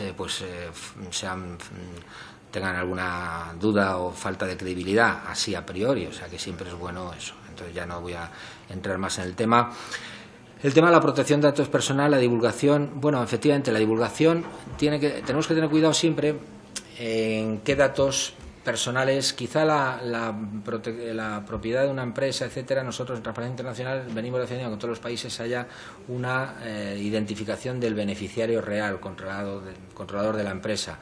Más datos personales quizá no. Nosotros aquí en este país, o sea, en España, tenemos la cosa de que la ley de transparencia obliga a la transparencia, la ley de, como ustedes saben, de protección de datos es una ley orgánica, tiene más peso, más rango que la ley ordinaria de transparencia. Entonces, para que no haya conflicto, pues siempre será muy importante acotar, pero ya en cada caso, no se puede decir así, generalizar. La ley de control financiero de los partidos políticos me ha parecido un avance. Todo lo que estamos en este país avanzando en estos últimos años, sea digamos por iniciativa de quien sea, esta ley, esta proposición de ley, las leyes que han salido, me parece que son avances que respecto al ERIAL que teníamos hace 6 o 7 años, me ha parecido, y esta es un avance muy importante. Bueno, pues, en fin, razones, ya veo que me pasa el tiempo, pero en fin, muy brevemente, las razones de la falta de denuncia que pueden ser, pues hombre, hay de todo. Nosotros, como nos llegan muchos casos, y etcétera, pues hay gente que sabe que le van a despedir en cuanto diga algo de su empresa, porque sí, porque se sabe. Por eso establecemos que canales de denuncia en las empresas, en las entidades públicas también, etcétera. Hay causas legales, sociales, la gente es muy prudente o no, pues es lógico también, ¿no? Entonces, en cuanto haya una protección efectiva contra los denunciantes, cualquiera de estas causas, sea por causas legales, sociales, personales, psicológicas a veces, pues también será un avance importante. La cultura del fomento de la denuncia, yo creo que tenemos que huir de esa idea de que los denunciantes son chivatos. Aquí en España seguimos con la cosa de los chivatos, cuando éramos pequeños en los colegios, es un chivato. No, es que son gente que cumple con la obligación legal de denunciar. Nosotros conocemos casos en algunos países que han denunciado a sus propias familias. Si alguien ve que algo está mal, pues lo denuncia, aunque sea un familiar. Pues bueno, pues eso es un concepto que nosotros tenemos que ir avanzando en ese sentido. La inexigibilidad, esperanza de sentencia firme, bueno, ya contesta un poco al señor diputado, al señor Cámara. Y la corrupción en los juicios paralelos, los medios de comunicación, yo no soy partidario efectivamente de que haya tantos juicios paralelos, que el medio de comunicación alegremente pues repliquen todos los tuits, porque hay gente que, en fin, que hay demasiados juicios paralelos en los medios, o en algunos medios de comunicación, no en todos, y entonces estamos, digamos, como causas absolutamente diversificadas, dispersas de juicios paralelos en temas de corrupción, y eso es de luego injusto, porque una persona, en cuanto la difaman en una red, luego no puedes, a todos los que han leído eso porque se ha difundido, no puedes rectificarle, porque son otros muchos, con lo cual ya le has fastidiado la vida a lo mejor a alguna persona simplemente por esa acusación falsa o demasiado precipitada, etcétera, que se difunde y ya está, y a alguien le fastidian del todo. No sé, esa es la idea. He tratado de contestar la mayor parte, al menos, de las preguntas. Muchas gracias, señor Lizcano. No, ha estado usted muy extenso. Yo creo que todos se han quedado satisfechos. Comenzaremos inmediatamente la segunda, pero vamos a despedir al señor Lizcano. O sea que, muy brevemente.